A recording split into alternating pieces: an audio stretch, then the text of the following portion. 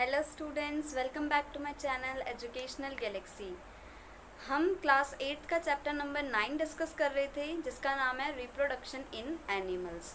हमने इस चैप्टर को 2 पार्ट्स में डिवाइड किया था। पार्ट 1 हम ऑलरेडी प्रीवियस वीडियो में डिस्कस कर चुके हैं। अगर आपको वो देखनी है, नहीं देखी अभी तक, तो उसका लिंक मैंने डिस्क्रिप्शन में दे रखा है, आप वहाँ पे देख सकते हो। आज हम पार्ट 2 डिस्कस करेंगे, जिसके अंदर हमें सबसे पहला टॉपिक जो डिस्कस करना है वो देखना है वीवीपोरस एंड ओवीपोरस एनिमल्स क्या होते हैं। सेकेंडली हमें मेटामॉर्फोसिस एक प्रोसेस होता है, वो क्या होता है वो डिस्कस करेंगे। देन एसेक्सुअल रिप्रोडक्शन, हमने कल ही पढ़ा था प्रीवियस वीडियो में कि 2 टाइप्स ऑफ रिप्रोडक्शन होते हैं, sexual and asexual.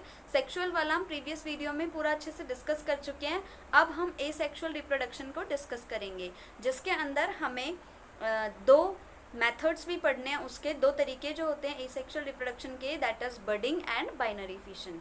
So let's start. Yes, viviparous and oviparous animals. Viviparous and oviparous animals क्या होते हैं? So first of all, the animals which give birth to young ones are called viviporous animals. ऐसे animals जो अपने जैसे ही सीधा young one को सीधा अपने बेबी को बर्थ देते हैं, उन्हें कहते हैं viviparous animals. For example human beings, cow, dog एटसेट्राज।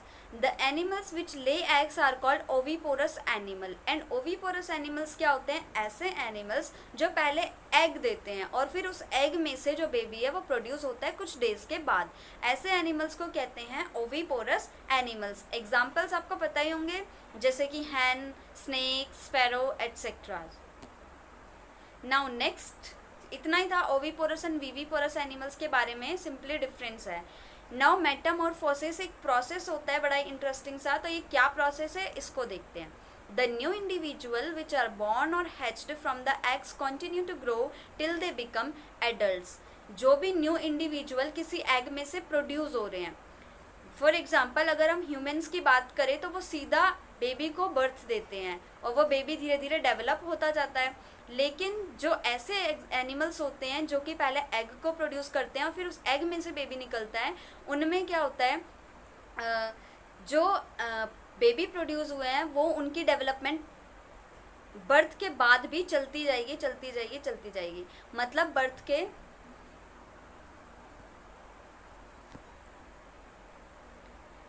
Yes, now metamorphosis क्या होता है? The new individuals which are born or hatched from the eggs continue to grow till they become adults. ऐसे ऑर्गेनिजम्स या फिर ऐसे एनिमल्स जो egg में से निकलते हैं, वो जब तक कि एडल्ट नहीं बन जाते, वो ग्रो करते जाते हैं, वो डेवलपमेंट उनके अंदर चलती जाती है।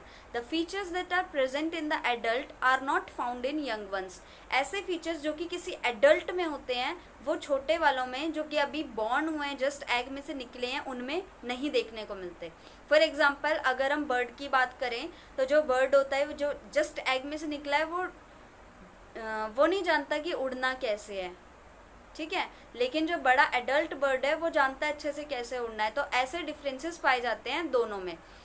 सो एग्जाम्पल, जैसे कि हमने सिल्क वर्म 7th क्लास में पढ़ा हुआ है। सिल्क वर्म की साइकिल क्या होती है पूरी? सबसे पहले एग में से लार्वा या फिर कैटरपिलर निकलता है, देन प्यूपा और फिर एडल्ट बन जाता है। तो जो लार्वा निकला और एडल्ट निकला, दोनों में डिफरेंस होंगे। जो एक्टिविटीज एडल्ट कर पा रहा है वो लार्वा नहीं कर पाएगा। सेम ऐसा ही अभी हम फ्रॉग का पढ़ेंगे। फ्रॉग में क्या होता है, पहले एग्स होते हैं, देन अर्ली टेडपोल निकलता है, फिर लेट टेडपोल, मतलब वो धीरे धीरे बड़ा हो रहा है। अब लेट टेडपोल और देन अडल्ट फ्रॉग बन जाता है। तो जो एक्टिविटीज अडल्ट फ्रॉग कर पाता है, for example jumping, frog jump करते हैं बड़ी तेज तेज, तो जो अर्ली टेडपोल है और लेट टेडपोल है वो इतना नहीं कर पाते। वो धीरे धीरे उनके अंदर डेवलपमेंट अपने आप ही आती जाती है और वो भी जंपिंग करना एक एडल्ट फ्रॉग की तरह सीख जाते हैं। और जब वो एडल्ट फ्रॉग बनते हैं, वो सारी एक्टिविटीज कर पाते हैं जो कि एक एडल्ट फ्रॉग में होनी चाहिए। The transformation of the larva into an adult through drastic changes is called metamorphosis. जो जितनी भी ट्रांसफॉर्मेशंस हुई हैं एक लार्वा से एक अडल्ट तक बनने में, और जितने भी चेंजेस हुए हैं इस पूरे दौरान, जितनी भी डेवलपमेंट हुई है, इस पूरे प्रोसेस को मेटामॉर्फोसिस कहते हैं। इसको डायग्राम से समझने की कोशिश करते हैं। यहाँ पे डायग्राम है लाइफ साइकिल ऑफ फ्रॉग। सबसे पहले एग्स हैं, बहुत सारे एग्स होते हैं एक बार में ही। फिर उसमें से 1 या 2 जो होते हैं जो कि जिनमें की जान जा पाती है। कैसे? जब वो स्पर्म फ्यूज होंगे उनके साथ, तभी फर्टिलाइजेशन होगा और तभी उसमें जो है न्यू इंडिविजुअल बनना स्टार्ट होगा। तो उसके बाद अर्ली टेडपोल देखो बिल्कुल अलग दिख रहा है एडल्ट फ्रॉग से, देन लेट टेडपोल ये भी बिल्कुल अलग दिख रहा है और फिर एडल्ट फ्रॉग बन जाता है। तो बिल्कुल लग ही नहीं रहा अर्ली टेडपोल लेट टेडपोल को देख के कि ये फ्रॉग हैं। अगर हम इसको पूरा एक साथ ना देखें तो पता ही नहीं चल रहा है कि ये फ्रॉग हैं। तो इसी तरीके से ये जो स्टेजेस हैं, ये मतलब टेडपोल से अडल्ट फ्रॉग तक बनने की, इनके अंदर जो चेंजेस आए हैं, जो डेवलपमेंट हुई है, इसी को कहते हैं Metamorphosis. Now asexual reproduction. Sexual reproduction हम डिस्कस कर चुके हैं प्रीवियस वीडियो में। अब हम एसेक्सुअल रिप्रोडक्शन देखते हैं क्या होता है। The mode of reproduction in which single parent is involve is called asexual reproduction. ऐसा मोड ऑफ रिप्रोडक्शन जिसमें सिर्फ एक पेरेंट ही इन्वॉल्व है, इसमें मदर फादर या मेल फीमेल इसका कोई लेना देना नहीं है, सिर्फ एक पेरेंट सिंगल पेरेंट इन्वॉल्व होगा और वो न्यू यंग वन को बर्थ देगा। ऐसे प्रोसेस को कहते हैं asexual reproduction. There are two different methods of asexual reproduction. Asexual reproduction के हम 2 मेथड्स अभी पढ़ेंगे, वैसे और भी होते हैं, उन्हें हम हायर क्लासेस में पढ़ेंगे। अभी सिर्फ हमें 2 पढ़ने हैं, budding and binary fission. So सबसे पहले बडिंग क्या होता है। Mode of reproduction in which new individual develop from birds is known as budding. ऐसा मोड ऑफ रिप्रोडक्शन जिसमें जो न्यू इंडिविजुअल बन रहा है वो बर्ड से बन जाएगा। जैसे फ्लावर में एक कली होती है ना बर्ड, उससे न्यू इंडिविजुअल बन जाएगा। लेकिन अभी हम प्लांट्स की बात नहीं कर रहे हैं, एनिमल्स की बात कर रहे हैं। एग्जाम्पल इसमें दिया हाइड्रा, एक्वेटिक एनिमल है, एक पानी में मिलता है ये वाला माइक्रो ऑर्गेनिजम्स देखने को पाया जाता है hydra. Hydra is an example of organism which reproduce by budding. Hydra एक ऐसा एग्जाम्पल है ऑर्गेनिज्म का जो कि बडिंग एक प्रोसेस है रिप्रोडक्शन का, एसेक्सुअल टाइप है, उससे रिप्रोड्यूस करता है। In each hydra there may be 1 or more bulges, these are called buds. क्या होता है, सबसे पहले एक हाइड्रा है, उसमें छोटा सा 1 या फिर 2 बल्जेस निकल सकते हैं। बल्जेस मतलब जैसे सिंपल बॉडी है ना, बाहर थोड़ा सा बाहर अलग को आएगा, जैसे कि पिक्चर नंबर 1 में दिख रहा है, छोटा सा नीचे एक बाहर को आ रहा है हल्का सा, फिर 2 में वो थोड़ा ज़्यादा बड़ा हो गया, 3 में और बड़ा हो गया और 4 में बिल्कुल वो सेपरेट हो गया, पेरेंट से बिल्कुल अलग हो गया और अब वो धीरे धीरे बड़ा हो जाएगा और उसी की तरह दिखने लगेगा। So after some time when new bud develop into new individual it get separated आएगा यहाँ पे, ठीक है। जैसे ही वो एक अलग पूरा एक न्यू इंडिविजुअल बन जाता है, वो सेपरेट हो जाता है पेरेंट से और फिर 2 इंडिविजुअल हो गए, एक जो पहले पेरेंट था और एक जो न्यू बना है। तो देखा आपने कैसे एक बॉडी से 2 बन गए, इसी प्रोसेस को कहते हैं हम budding. Second is binary fission, last topic है। Type of asexual reproduction in which an organism reproduces by dividing आएगा यहाँ पे, dividing into 2 individuals is called binary fission.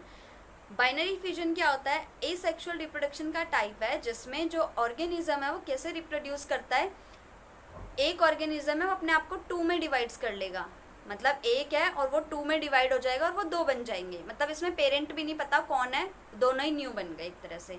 Amoeba reproduce by binary fission. Amoeba आपको अच्छे से पता होगा, diagram भी बनाया होगा कई बार अमीबा का, अभी हमने सेल वाले चैप्टर में भी अमीबा का पढ़ा था, स्यूडोपोडिया ये सब। तो जो अमीबा है ये बाइनरी फिशन से रिप्रोड्यूस करता है। First of all it's nucleus divided into 2 nuclei. अभी हम डायग्राम से भी देखेंगे। सबसे पहले क्या होता है, मान लो ये अमीबा है, इसके अंदर न्यूक्लियाई होता है, वो न्यूक्लियाई 2 में डिवाइड हो जाता है। उसके बाद जो बॉडी है वो भी ऐसे 2 में डिवाइड हो जाएगी। फिर धीरे धीरे जब वो पूरा एक न्यू इंडिविजुअल बन जाएंगे, यहाँ से सेपरेट हो जाएंगे और ये 2 बन चुके हैं। Finally 2 amoeba are produced from 1 parent amoeba. इसी तरीके से एक पेरेंट अमीबा था पूरा, उससे 2 अमीबा बन गए, तो इस प्रोसेस को कहते हैं बाइनरी फिशन। ये हम डायग्राम से देखेंगे। सबसे पहले फर्स्ट में पेरेंट अमीबा है, सेकेंड में इलॉन्गेशन ऑफ न्यूक्लियस, न्यूक्लियस थोड़ा लंबा सा हो गया, थर्ड में division of nucleus and cytoplasm, cytoplasm भी देखो इस शेप में आ गया, वो 2 बन रहे हैं और न्यूक्लियस बिल्कुल अलग अलग हो चुका है। फोर्थ में 2 डॉटर सेल्स। अब डॉटर सन तो कुछ भी लिख लो, यहाँ पे कुछ नहीं पता डॉटर है या सन है, लेकिन यहाँ पे अब 2 न्यू सेल्स बन गई, मतलब 2 न्यू अमीबाज बन गए। सो ये था हमारा चैप्टर खत्म, दी एंड। आई होप आपको अच्छे से समझ में आ गया होगा। अगर आपने सिर्फ यही वीडियो देखी है, प्रीवियस वाली नहीं देखी, और सेक्सुअल रिप्रोडक्शन के बारे में भी जानना है क्या होता है कैसे होता है, तो आप प्रीवियस वीडियो में देख सकते हैं, लिंक डिस्क्रिप्शन में ही है। और दोनों वीडियोस देखने के बाद अच्छे से आई होप आप पूरी एक्सरसाइज के क्वेश्चन अपने आप अटैम्प्ट करके कर सकते हो, क्योंकि कुछ नहीं है, डेफिनेशंस वगैरह हैं और डिफरेंसेस आ जाएंगे और 1-1 मार्क के क्वेश्चन आ सकते हैं, जैसे कि जो पार्ट होता है उसके नाम बताओ क्या क्या होते हैं, या जो मेल गैमेट है उसका नाम बताओ, फीमेल गैमेट का नाम बताओ, और जो ऐसे ऑर्गेनिजम्स जो कि एग प्रोड्यूस करते हैं उन्हें क्या कहते हैं, ओवीपोरस कहते हैं, और जो सीधा यंग वन को प्रोड्यूस करते हैं उन्हें विवीपोरस कहते हैं। तो ऐसे क्वेश्चंस आ सकते हैं, बन सकते हैं, पेपर में पूछे जा सकते हैं। तो बस आपको करना क्या है, ये तो पूरा पढ़ ही लिया, अब एक बार बुक में से भी पूरा पढ़ना है। तो कुछ नहीं था इसमें अलग, वैसे बुक का सब कुछ इसमें ही था, लेकिन फिर भी होता है ना, एक सेल्फ रीडिंग नाम की भी कोई चीज़ होती है। तो जब हम खुद पढ़ते हैं तो हमें और अच्छे से समझ में आता है, क्योंकि अब एक बार तो आप पढ़ ही चुके हो पूरा, अब आप खुद से स्टडी करोगे तो अच्छे से समझ में आ जाएगा, एक्सरसाइज भी हो जाएगी। अब हम मिलेंगे न्यू वीडियो में किसी न्यू चैप्टर के साथ या किसी न्यू टॉपिक के साथ। तब तक के लिए आप अच्छे से पढ़ाई करो। Be healthy and be safe. Bye bye.